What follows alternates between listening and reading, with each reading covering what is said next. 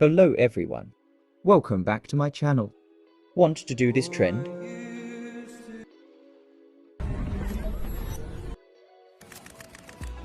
Let us start. To do this trend, first open Instagram. Now go to search option and search this profile. Now click on the first profile. I have created a template for this trend so you can do this trend easily. Now go to Reels section and tap on the latest reel.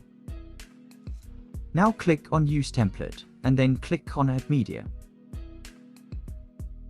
Now add your photos and videos to this template. It needs about 30 for photos or videos. If you don't have that much, you can do with whatever you have. After adding your clips, click on Next. You can also crop the video and choose the certain part from the video by clicking on it.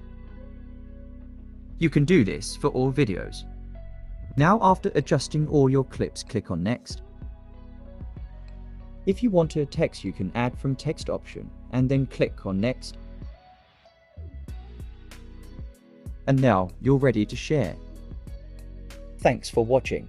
Subscribe my channel and press the bell icon for all latest updates.